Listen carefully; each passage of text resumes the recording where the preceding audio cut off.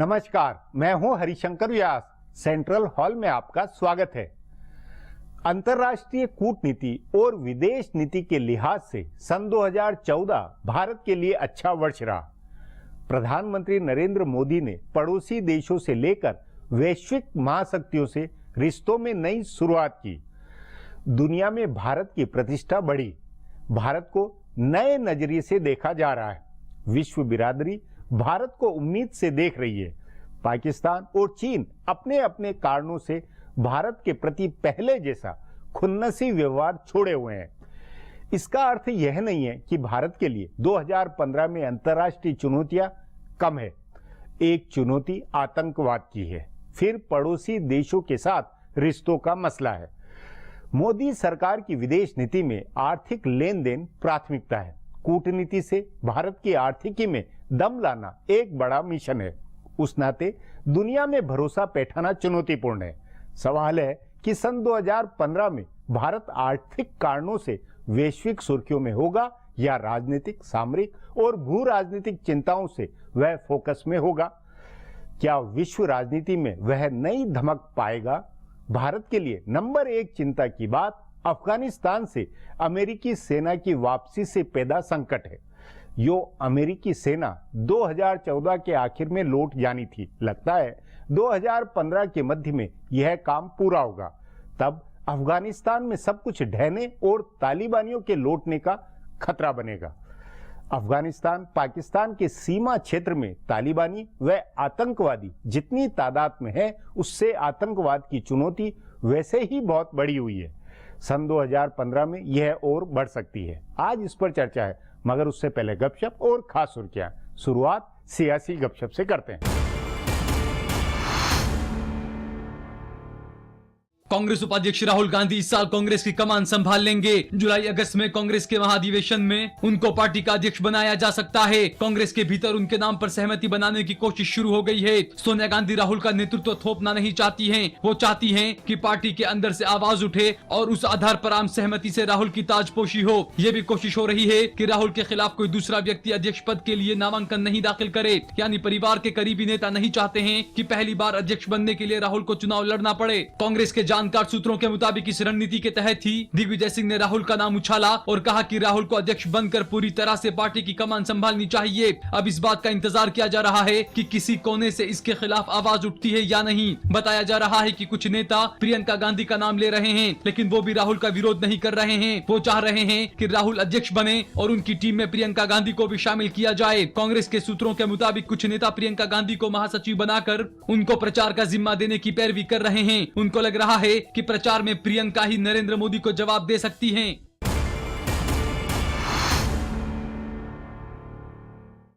केंद्र सरकार के कई मंत्री, भारतीय जनता पार्टी के नेता, योग गुरु बाबा रामदेव और राष्ट्रीय स्वयंसेवक संघ के कई पदाधिकारी धर्मांतरण रोकने का कानून बनाने का समर्थन कर रहे हैं, लेकिन ऐसा लग रहा है कि सरकार ये कदम नहीं उठाएगी। सरकार के भीतर इस मामले को चुपचाप खत्म होने देने की सोच है। सरकार इस पर फोकस बनाना नहीं चाहती है, बल्कि इस पर से फोकस हटाना चाहती है। माना जा रहा है कि अगर सरकार कानून बनाने की कोशिश करेगी तो विपक्ष को एक मुद्दा मिल जाएगा। इसके अलावा दुनिया के दूसरे देशों में भी ये एक मुद्दा बनेगा, जिससे प्रधानमंत्री नरेंद्र मोदी का विकास और सुशासन का एजेंडा पटरी से उतरेगा। दुनिया के देशों में बदनामी की चिंता में सरकार इस एजेंडे को ठंडे बस्ते में डालेगी। तभी संसदीय कार्य मंत्री वेंकैया नायडू ने आम सहमति बनाने पर जोर दिया है। सरकार को पता है कि इस पर आम सहमति नहीं बन सकती है। विपक्षी पार्टियां कभी भी धर्मांतरण विरोधी कानून पर राजी नहीं होंगी। सो जिस तरह से आम सहमति के नाम पर महिला आरक्षण विधेयक टल रहा है, वैसे ही धर्मांतरण विरोधी कानून भी टलता रहेगा। सरकार की सहयोगी लोक जनशक्ति पार्टी के नेता रामविलास पासवान ने भी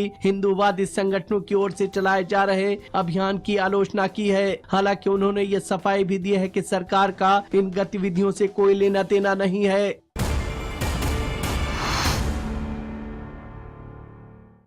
महाराष्ट्र में कांग्रेस और एनसीपी के नेताओं के बुरे दिन शुरू होने वाले हैं। विधानसभा चुनाव से ठीक पहले कांग्रेस के साथ 15 साल पुराना रिश्ता तोड़कर शरद पवार की एनसीपी ने एक दांव चला था। चुनाव के बाद एनसीपी ने भाजपा को बिना शर्त समर्थन का भी ऐलान किया, लेकिन उसका कोई दांव काम नहीं आ रहा है। राज्य सरकार का एनसीपी के प्रति सद्भाव नहीं बना है। मुख्यमंत्री ने कांग्रेस एनसीपी गठबंधन सरकार में मंत्री रहे कई नेताओं के खिलाफ जांच शुरू करा दी है। पवार के भतीजे अजीत पवार, उनके बेहद करीबी सुनील तटकरे और उनके सबसे बड़े ओबीसी नेता छगन भुजबल के खिलाफ अलग अलग भ्रष्टाचार मामलों में विजिलेंस की जांच शुरू हो गई है। इतना ही नहीं, शरद पवार के सबसे भरोसेमंद प्रफुल्ल पटेल और अजीत पवार की जेड श्रेणी की सुरक्षा भी हटा दी गई है। चुनाव के बाद से प्रफुल्ल पटेल ने नरेंद्र मोदी से मुलाकात कर उनका और भाजपा के दूसरे नेताओं का सद्भाव हासिल करने की कोशिश की थी। एनसीपी के साथ साथ कांग्रेस नेताओं के भी बुरे दिन शुरू हो गए हैं। राज्य सरकार ने पूर्व मुख्यमंत्री अशोक चौहान की जेड श्रेणी की सुरक्षा खत्म कर दी है। कांग्रेस के भी कई मंत्रियों के खिलाफ जांच की मंजूरी दे दी गई है। पूर्व मंत्री हर्षवर्धन पाटिल और अमरीश पटेल के खिलाफ सहकारिता मामले में जांच की इजाजत दी गई है। धुले के सहकारिता बैंक में 144 करोड़ रुपए के घोटाले का आरोप है। इसकी जांच में बताया जा रहा है कि कांग्रेस के कई और नेता घेरे में आ सकते हैं।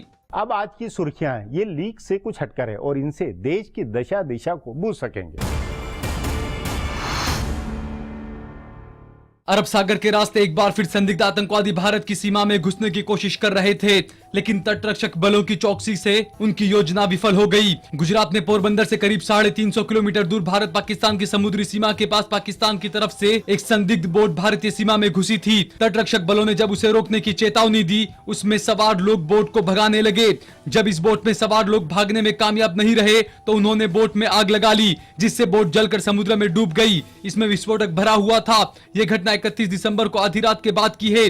रक्षा मंत्रालय की ओर से आज जारी एक बयान में कहा गया है कि खुफिया सूचना के आधार पर तटरक्षक जहाज एक डॉर्नियर विमान की मदद से संदिग्ध नौका का पता लगाया गया था और उसे रोकने की कोशिश शुरू हुई थी। बताया जा रहा है कि उस संदिग्ध बोट में 4 लोग सवार थे। मुंबई हमले के लिए इसी तरह 10 आतंकवादी समुद्र के रास्ते आए थे। गौरतलब है कि इसी महीने अमेरिकी राष्ट्रपति बराक ओबामा भारत आने वाले हैं और इसीलिए खुफिया एजेंसियां समुद्री सीमा पर बेहद चौकसी बरत रही है। पाकिस्तान की ओर से युद्ध विराम तोड़कर लगातार सीमा पर की जा रही फायरिंग पर सख्त रुख दिखाते हुए केंद्रीय गृह मंत्री राजनाथ सिंह ने माना है कि इसके पीछे घुसपैठ कराने का इरादा हो सकता है। ये पूछे जाने पर कि क्या पाकिस्तान घुसपैठ कराने के लिए फायरिंग कर रहा है, उन्होंने कहा कि इसमें कोई संदेह नहीं है। इससे पहले बीएसएफ के जम्मू रेंज के आईजी राकेश शर्मा ने कहा था कि सीमा पर 50-60 आतंकवादी घुसपैठ की ताक में बैठे हैं। राजनाथ सिंह ने माना कि पाकिस्तान फायरिंग के जरिए उन्हें कवर दे रहा है। पाकिस्तान की ओर से भारत की जबरदस्त जवाबी फायरिंग की शिकायत किए जाने के बारे में पूछने पर राजनाथ सिंह ने कहा है कि युद्ध विराम तोड़कर फायरिंग की शुरुआत पाकिस्तान ने की थी, भारत ने तो सिर्फ जवाबी फायरिंग की। केंद्रीय वित्त मंत्री अरुण जेटली ने वादा किया है कि भाजपा की सरकार पूरी दिल्ली में एक जैसी विकसित सुविधाएं मुहैया कराएगी। उन्होंने कहा कि केंद्र सरकार ने दिल्ली की अनधिकृत कॉलोनियों को इसलिए नियमित करने का फैसला किया ताकि उन कॉलोनियों में भी विकसित कॉलोनियों जैसी सुविधाएं दी जा सकें। दिल्ली भाजपा के नेताओं ने अनधिकृत कॉलोनियों को नियमित करने के फैसले के लिए आज जेटली के आवास पर उनको सम्मानित किया। इस मौके पर जेटली ने कहा कि दिल्ली चूंकि देश की राजधानी है, इसीलिए देश भर से लोग यहाँ पर आते हैं और इन कॉलोनियों में बसते हैं, इसलिए जरूरी है कि वहाँ सुविधाएं विकसित की जाएं। उन्होंने आरोप लगाया कि पिछली सरकारों ने इन कॉलोनियों में रहने वालों का ध्यान नहीं रखा। जेटली ने कहा कि नरेंद्र मोदी सरकार ने दिल्ली के लिए 2 अहम फैसले किए हैं। एक फैसला सीलिंग करने और तोड़फोड़ की समय सीमा बढ़ाने का है और दूसरा इन कॉलोनियों को नियमित करने का है। भाजपा दिल्ली के चुनाव में इन फैसलों का अधिकतम राजनीतिक लाभ लेने की कोशिश में लगी है।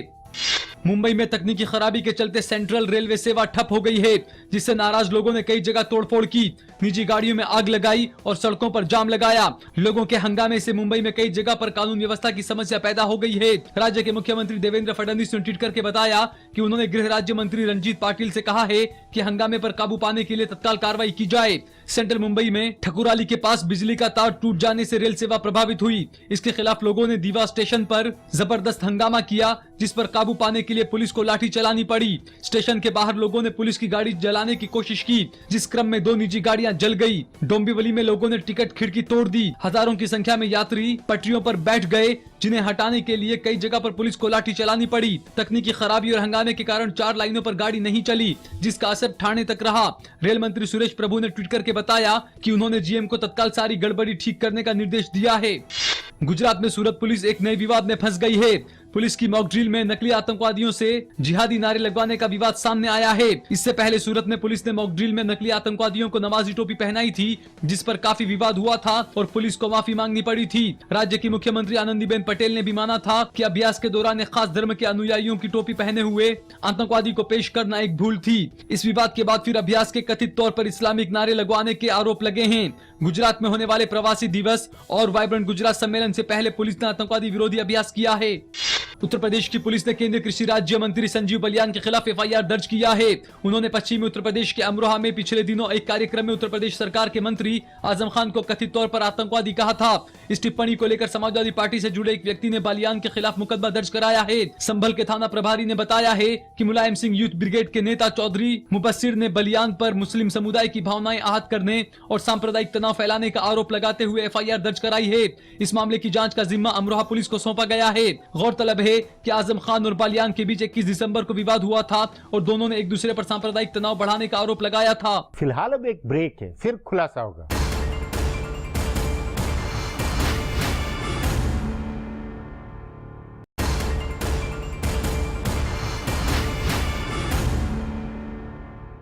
दुनिया मोटे तौर पर मंदी की मारी है। रूस के साथ पश्चिमी देशों की तनातनी है। उधर वैश्विक मामलों में चीन की दादागिरी भी बढ़ रही है। जाहिर है सन 2015 के वैश्विक परिदृश्य में चिंता व खतरे की कई बातें हैं। ऐसे में भारत की विदेश नीति को पड़ोस से लेकर महाशक्तियों के रिश्तों में बहुत कुछ करना होगा। इस पर आगे चर्चा करें उससे पहले देखें मेरा ये खुलासा। प्रधानमंत्री नरेंद्र मोदी ने अपने राज के पहले 7 महीने में कूटनीति का रिकॉर्ड बनाया है। उन्होंने विदेशी राष्ट्रीय अध्यक्षों और शासनाध्यक्षों से मुलाकात का रिकॉर्ड कायम किया है। सुदूर पश्चिम में अमेरिका और ब्राजील से लेकर पूरब में ऑस्ट्रेलिया तक मोदी ने पूरा ग्लोबल नाप लिया है। संयुक्त राष्ट्र संघ की महासभा से लेकर आसियान, ब्रिक्स, सार्क सभी बहुपक्षीय मंचों पर मोदी ने अपनी छाप छोड़ी है। पड़ोसी देशों के साथ रिश्तों का नया युग उन्होंने शुरू किया है। ब्रिक्स बैंक की स्थापना से लेकर अंतर्राष्ट्रीय योग दिवस की घोषणा तक कई अहम अंतर्राष्ट्रीय पहलों पर मोदी की छाप देखी जा सकती है। उन्होंने लुक ईस्ट पॉलिसी को एक्ट ईस्ट पॉलिसी में बदलने की मुहिम चलाई है। भारत की आजादी के बाद पहली बार ऐसा हो रहा है कि अमेरिकी राष्ट्रपति मेहमान बनकर गणतंत्र दिवस की परेड देखने आ रहे हैं। अपनी शपथ के समारोह में सार्क देशों के सभी प्रमुखों को बुलाकर मोदी ने दक्षिण एशिया में अपनी तरह ही अनोखी कूटनीति शुरू की। उन्होंने शांतिपूर्ण सह अस्तित्व की भारत की नीति को वास्तविक अर्थों में अमल में लाने की कोशिश की है। असल में मोदी जिस तरह का जनादेश लेकर आए हैं उससे दुनिया के देशों ने उनसे बड़ी उम्मीदें लगाई हैं। दुनिया के कुछ देश सामरिक सहयोग बढ़ाने की उम्मीद कर रहे हैं तो कुछ देशों को भारत का बाजार और ज्यादा खुलने की उम्मीद है। भारत में बड़े आर्थिक सुधार होने की उम्मीद है जिससे दुनिया भर की कंपनियों का बाजार बढ़ेगा। अमेरिकी राष्ट्रपति बराक ओबामा की भारत यात्रा से पहले बीमा सेक्टर में निवेश बढ़ाने के लिए अध्यादेश के जरिए कानून बनाने का फैसला इन्हीं उम्मीदों के प्रतिफल के तौर पर देखा जा सकता है। पश्चिमी देशों को भारत के आर्थिक सुधारों से उम्मीद है और साथ ही ये भी उम्मीद है कि मोदी जैसा मजबूत नेता इस इलाके में शांति बहाली की गारंटी कर सकता है। अमेरिका अफगानिस्तान से वापस लौटा है तो उसे उम्मीद है कि मोदी का नेतृत्व होने से आतंकवादी संगठनों का विस्तार रोकने में मदद मिलेगी। इसी तरह जापान और वियतनाम को चीन के खिलाफ अपनी नीतियों में मोदी की मदद का भरोसा है। सो मोदी पर इस बात का दबाव है कि वो भारत के हितों को सबसे ऊपर रखते हुए कूटनीतिक संतुलन बनाएं। वो जापान के साथ सामरिक सहयोग बढ़ाएंगे और दक्षिण चीन सागर में वियतनाम के साथ तेल उत्खनन का करार भी किया है, लेकिन चीन के साथ भी सद्भाव बनाए रखा है। कूटनीति की एक चुनौती आर्थिक मोर्चे पर है। दुनिया भर के देशों में मंदी लौट रही है। चीन की विकास दर कम हो गई है। पूर्वी एशियाई देशों में नरमी के लक्षण दिख रहे हैं। रूस पर लगी पाबंदी और पेट्रोलियम उत्पादों की कीमत लगातार गिरने से उसकी अर्थव्यवस्था चरमरा रही है। दुनिया के आर्थिक व कूटनीतिक संकट के बीच भारत में सुधार की कोशिश चल रही है। मोदी की सबसे बड़ी चुनौती भारत में सुधारों की तस्वीर दिखाकर विदेशी निवेश आकर्षित करने की है। इसमें उनको कामयाबी मिलती है तो घरेलू मोर्चे पर भी कई चीजें संभल जाएंगी। कुल मिलाकर अंतर्राष्ट्रीय कूटनीति में आर्थिक व सामरिक दोनों चुनौतियां बहुत भारी हैं। नरेंद्र मोदी को शुरुआती सकारात्मक रुझानों को नतीजों में बदलना होगा। अब एक ब्रेक है, उसके बाद सन 2015 की विश्व राजनीति पर चर्चा करेंगे।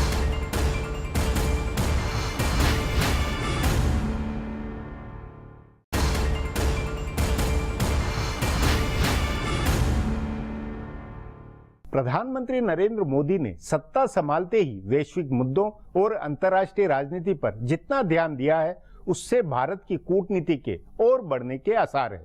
पड़ोसी देशों के साथ रिश्तों पर फोकस है तो महाशक्तियों से सामरिक आर्थिक रिश्ते बढ़ाने में भी 2015 में बहुत कुछ हो सकता है। इस पर चर्चा के लिए आज मेरे साथ वरिष्ठ पत्रकार विनोद शर्मा है।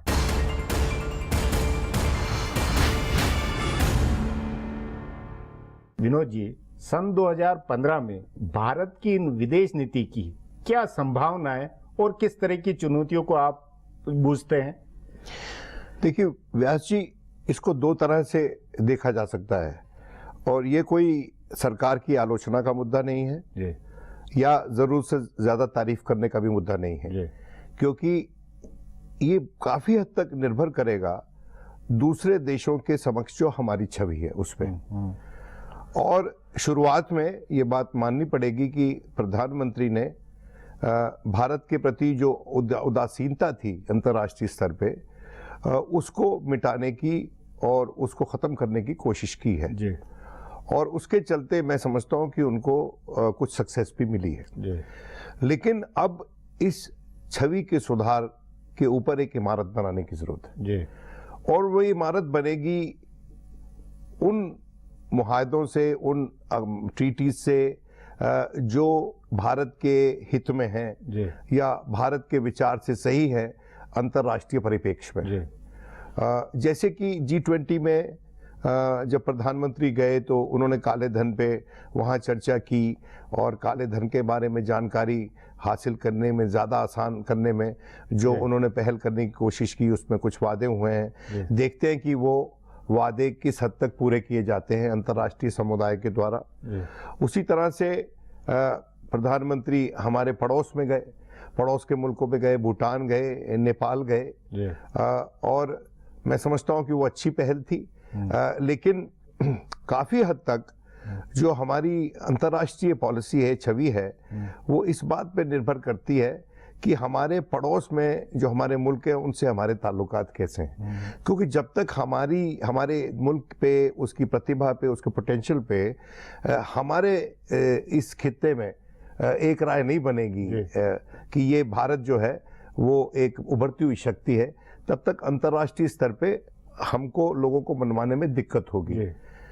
लेकिन व्यास जी, एक बात जो बहुत गंभीर है मेरी नज़र में वो ये है कि जो सरकार है और उसकी जो अंतर्राष्ट्रीय पॉलिसी है, उसकी जो फॉरेन पॉलिसी है या उसकी इकोनॉमिक पॉलिसीज भी है, उसके विपरीत एक सोशल एजेंडा इस देश में चल रहा है जो सरकार के किए को करा धरा कर सकता है और उस पे तवज्जो देने की जरूरत है और उसके प्रति मतलब आपका ये कहना है कि जो सोशल जो मसले अंदरूनी जो है वो भारत की विदेश नीति, उसके आर्थिक विदेश की जो प्राथमिकता है उनको प्रभावित कर सकती है। इसलिए कर सकते हैं, जैसे अभी देख लीजिए कि बड़े दिन के संदर्भ में जो संघ परिवार की कुछ इकाइयां हैं उन्होंने जिस प्रकार की मुहिम शुरू की है, क्या उससे हमारी अंतर्राष्ट्रीय स्थिति सुधर रही है? हमारी छवि बढ़ रही है, अच्छी बन रही है? क्या मुझे नहीं लगता बढ़ रही है क्या ये अच्छी बन रही। क्यों?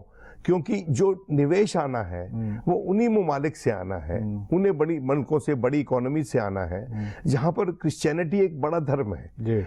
और भारत की अभी तक जो छवि अंतर्राष्ट्रीय रही है वो ये है कि यहाँ पर हर धर्म को बराबर का जगह मिलती है, बराबर की इज्जत मिलती है और लोगों को अपने धर्म का अनुपालन करने की आजादी मिलती है। मतलब आप ये मानते हैं कि संभव है कि 2015 में इस तरह की अंदरूनी बहस, अंदरूनी विवाद के चलते भारत की विदेश नीति की चुनौतियां बढ़ेंगी और जो अच्छे काम सरकार करेगी या करने की कोशिश करेगी वो भी नगण्य हो सकते हैं। जी। इसके अलावा आपके अनुसार अफगानिस्तान, पाकिस्तान और आतंकवाद का, क्योंकि जो भी पड़ोसी से संबंधों का भी जो मसला है, ले देकर अंत में वहां जाके ठहर जाता है आतंकवाद के मामले पे, ये चुनौती किस तरह की गंभीर होती हुई लगती है या ये नॉर्मल जैसा वैसा रहेगा? ये भी गंभीर हो जाएगी। क्यों? उसी सोशल पॉलिसी के चलते।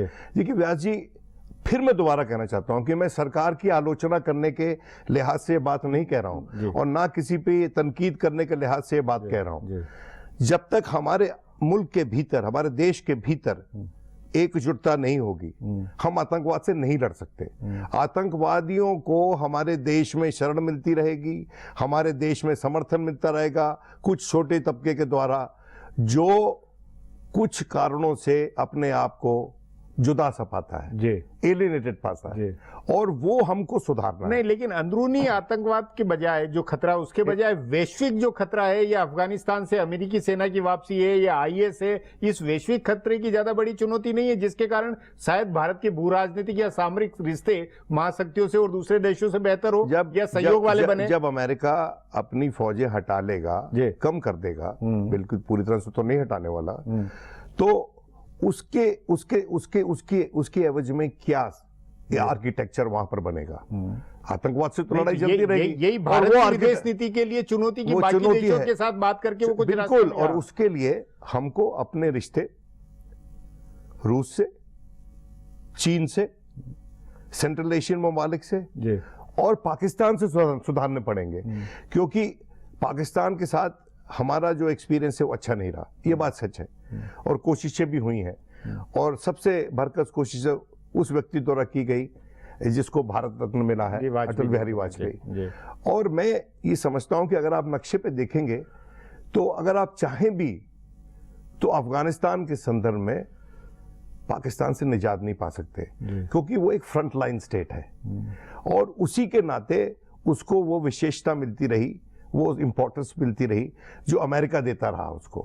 और हमको उनके साथ अपने रिश्ते सुधारने की कोशिश करनी चाहिए, और नहीं भी सुधरते हैं तो हमको उनको बातचीत में रखना चाहिए, क्योंकि जब तक पाकिस्तान के साथ हमारे रिश्ते अफगानिस्तान के संदर्भ में ठीक नहीं होंगे, और उसके लिए पाकिस्तान को भी बहुत मेहनत करनी पड़ेगी, और उसको भी अपनी पॉलिसी रेडिकली बदलनी पड़ेगी, क्योंकि पाकिस्तान और हिंदुस्तान अगर अफगानिस्तान में मिलकर काम नहीं करेंगे और क्रॉस पर्पसेस पे काम करते रहेंगे तो पाकिस्तान को भी नुकसान होगा, और उसके चलते भारत को भी नुकसान होगा। विनोद जी, आपको क्या मानना, प्रधानमंत्री नरेंद्र मोदी की 2015 में भी जो सक्रियता होगी वो विदेश नीति अंतर्राष्ट्रीय मामलों में ज्यादा होगी जैसे पहले शुरुआत के 6 महीनों में हुई? क्योंकि अभी ओबामा से ही जनवरी, ओबामा की यात्रा से जनवरी शुरू हो रही है उनकी। क्योंकि जो उनके कुछ वादे हैं वो मैं समझता हूँ उनका एक वैश्विक सहयोग के कारण उसका एक अंतर्राष्ट्रीय डायमेंशन है, इकोनॉमिक कोऑपरेशन का डायमेंशन है उसमें। और इकोनॉमिक कोऑपरेशन का मतलब यह है कि बाहर से लोग आके यहाँ निवेश करें, या हमारा मैन्युफैक्चरिंग आर्थिक कूटनीति का जोर बना रहेगा। आर्थिक कूटनीति तो तमाम दुनिया कर रही है आज के दिन। आजकल कोई लड़ाई की, वॉर की, वायलेंस की कूटनीति थोड़ी कर रहे हैं। और आर्थिक कूटनीति जब भी सक्सेसफुल होती है जब देश में अमन होता है, उस खित्ते में अमन होता है जहां पर हम रखते हैं, जहां हमारा देश स्थापित है। तो हमको उसको लेकर आपको जरा 2015 में चुनौती, हमको साउथ एशिया में अमन के लिए प्रयास करना है, हमको अपने देश के भीतर सामाजिक अमन के लिए प्रयास करना है, और अंतर्राष्ट्रीय स्तर पे अपने आप को ये करके दिखाना है कि ये एक मार्केट है, यहाँ पर आके अगर आप इन्वेस्ट करेंगे तो आपको फायदा होगा, हमको भी फायदा होगा, और पूरे एशिया को फायदा होगा। मेरा मतलब है पूरी वर्ल्ड इकोनॉमी को फायदा होगा। जी विनोद जी, बातचीत को यहीं समाप्त करेंगे। प्रोग्राम में आने के लिए बहुत बहुत धन्यवाद। हमारा प्रोग्राम अब यहीं खत्म होता है, मुझे इजाजत दीजिए। सोमवार को फिर मिलेंगे इसी चैनल पर, इसी समय।